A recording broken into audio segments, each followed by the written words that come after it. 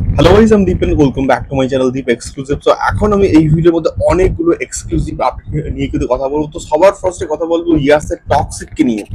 তো ইয়াসের টক্সিক এবং গীতু মোহন দাসের টক্সিক, এবং সর্বপ্রথম কথা যে গীতু মোহন দাস যে জনরা থেকে বিলং করেন বা তিনি তার যা স্টাইল অফ ফিল্ম মেকিং এবং তার সঙ্গে সঙ্গে ইয়াস যে ধরনের কাজ করে একটুখানি কোথাও গিয়ে অ্যাবসার্ড কিন্তু লাগছিল।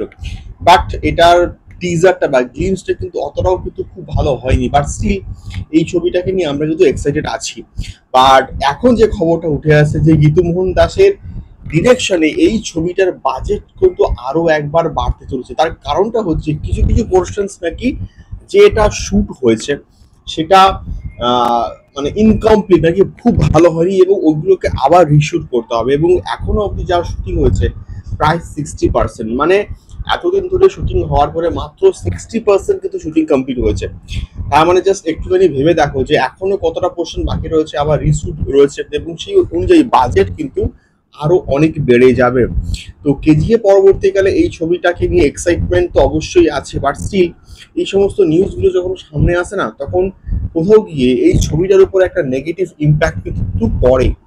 দেখা যাক কেমন হয় ইয়াসের টক্সিক। তো তোমরা কারা কারা এক্সাইটেড অবশ্যই কিন্তু কমেন্ট করতে পারো। দ্বিতীয়ত কথা বলবো বাগি 4 এর অফিসিয়াল ট্রেলারকে নিয়ে, এবং এটা ট্রেলার কিন্তু আসছে 30th অফ অগস্ট, এবং তার আগে বিগ বসে কিন্তু এই ট্রেলারটাকে এক্সক্লুসিভলি কিন্তু প্রিমিয়ার করা হবে। দেখা যাক কেমন হয়। যদি ভালো হয় তাহলে কিন্তু এই ছবিটা চলবে, না হলে বস মানুষ এটাকে রিজেক্ট করে দেবে, এটা কনফার্ম একটা আপডেট। তো তৃতীয়ত খবর কথা বলবো অবশ্যই রঘু ডাকাতকে নিয়ে। রঘু ডাকাতকে নিয়ে যে আপডেটটা উঠে আসছে ভয়ঙ্কর লেভেলে।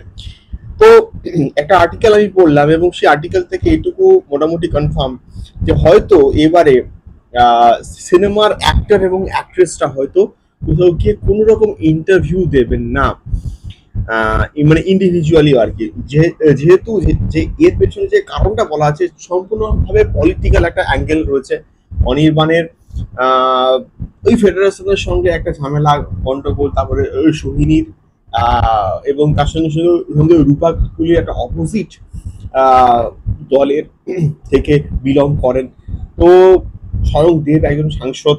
তো এই সবকিছু মিলিয়ে মেবি এটা একটা সিদ্ধান্ত নেওয়া হয়েছে, এবং ওই আর্টিকেলে কিন্তু এটা বলা হচ্ছে। এবার জানি না মানে এক্স্যাক্টলি খবরটা কি, বাট স্টিল যদি ট্রেলার গানগুলো ভালো হয়, মানুষ দেখে এবং মানুষের এক্সাইটমেন্ট হয়, তাহলে অবশ্যই এই ছবিটা কিন্তু চলবে।